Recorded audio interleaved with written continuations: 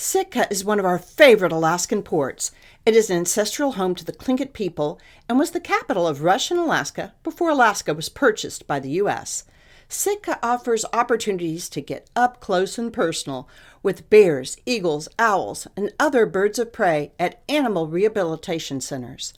We also love that it offers countless outdoor activities such as kayaking, fishing, mountain biking, and even snorkeling. In this video, we will tell you our favorite ways to spend the day in Sitka, Alaska.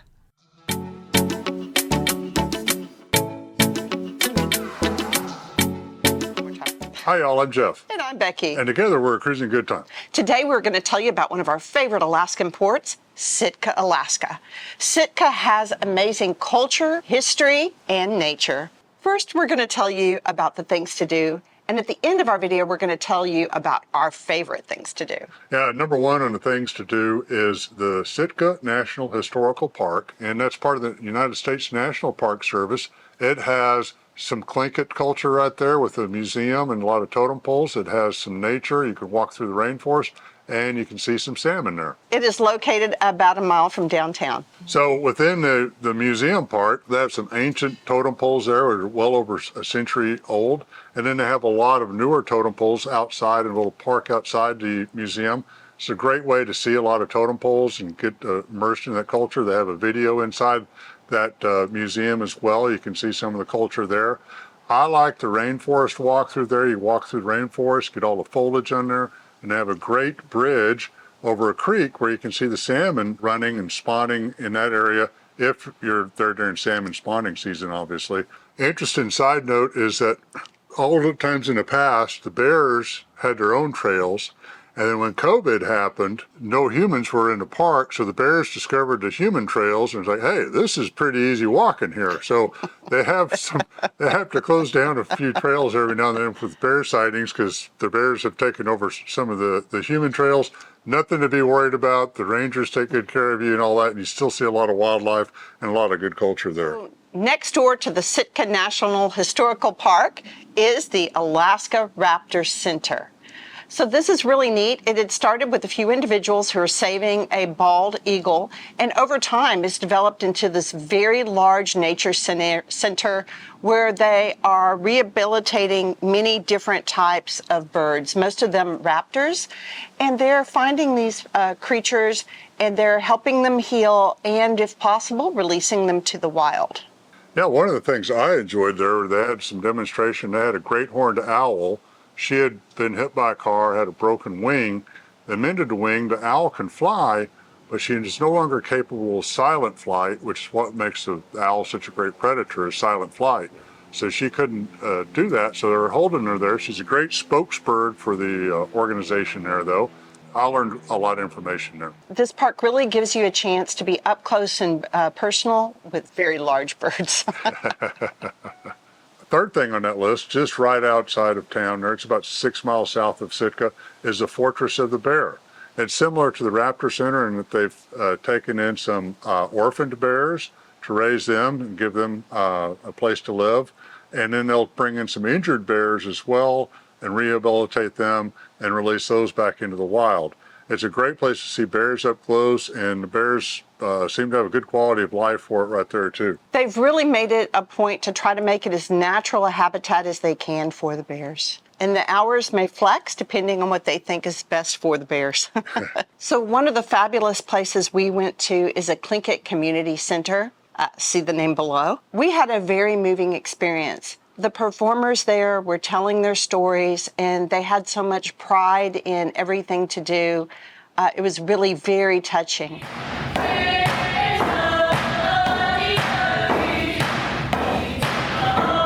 And we really enjoyed it. They also have a screen, so they have one of the largest screens in Alaska there on stage, and this one is called Lovebirds. I really enjoyed the show, and I found it very touching and to learn all about the ancestry as well. This community center is conveniently located in town near Totem Square, which is also another fun place to stop by.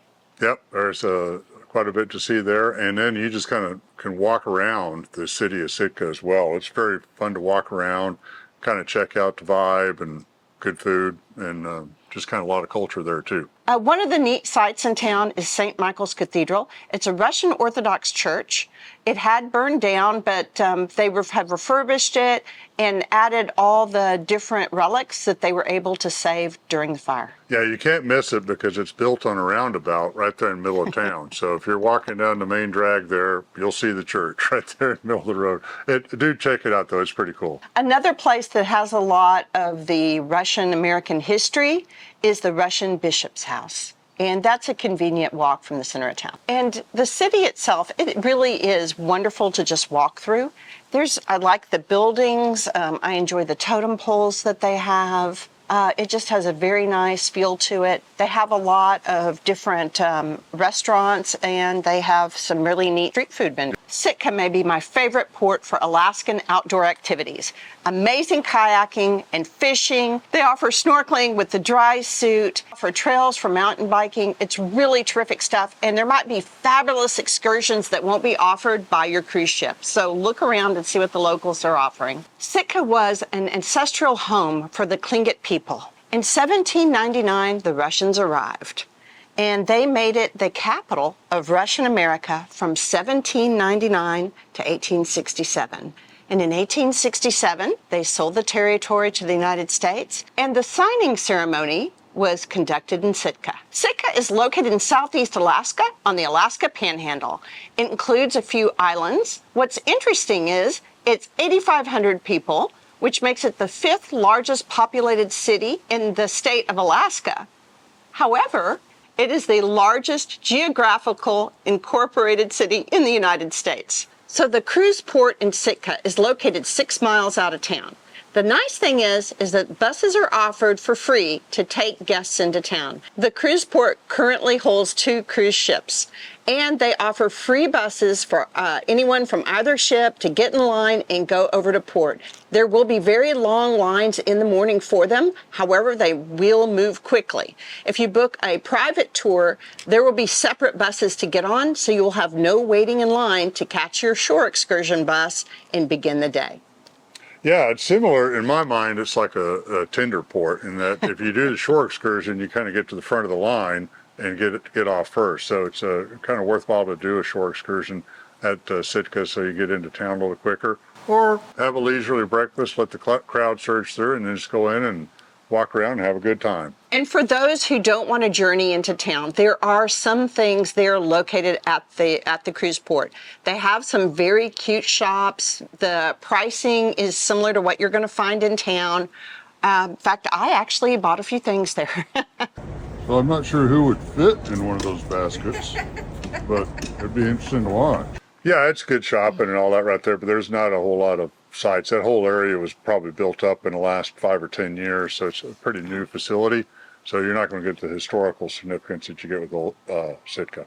So my recommendation for going for Sitka would be to take a shore excursion so you get off the ship early. And I love the shore excursion that went to the Sitka National Historical Park, the Raptor Center, and to go see the Tlingit dancing. I loved that shore excursion. That was nice, and it was a big advantage to be on a shore excursion because it moves you to the front of that shuttle bus line so you get into town a little quicker. And they dropped us off in the middle of town. It was at lunchtime, so then we did our foodie tour, and we've tried some great food. We walked around, we had some great fish and chips right there, and then we also had some Russian dumplings. Those were a lot of fun. So we're in Sitka, and this is a Russian beef-filled potato dumpling. There, we got a cold beer at one of the restaurants right there, kind of on the waterfront, right before we caught the shuttle bus on the way back to the ship. Yeah, they were having a street festival. There were a lot of activity in town. The weather was gorgeous. It was a fabulous day. And we really enjoyed walking along the waterfront, enjoying the locals, having a good time, seeing all the sailboats, seeing the fish jumping in the bay. Getting the shuttle bus back to the ship was easy peasy for us. Get in line. It looks like a long line, but the line moved really quickly. We're on the bus in no time. I think we waited in line 5 or 10 minutes is about it. And then we were on our way back to the cruise ship. I highly recommend our itinerary for Sitka. However, the next time we go, I may choose something else. I may look into snorkeling with the dry suits, or I also saw some different items where you take a boat out to an island. You hike about 45 minutes and fish in a mountain lake. That'd be a lot of fun too, wouldn't it? That looked like that would be super fun. You wouldn't have a lot of other tourists around you, and just a little bit more up close and personal with nature. So currently, Sitka is not on many cruise itineraries. However, it looks like it's going to be on more in the upcoming future as Juneau starts to turn some ships away. Yeah, I think so. I think it's exactly right, because the ships that would normally go to Juneau will not go there. You know, Sitka is a logical choice. It's reasonably close to Juneau for a cruise ship to get to, and it's just really a neat town. I think there's a lot to do there, and I highly encourage you to try it out. We have done many videos on Alaska. Please check out our playlist. Thank you so much for watching. If you liked the video, please give us a like and subscribe and turn on those notifications. It really helps us out. Until next time, have a cruising good time.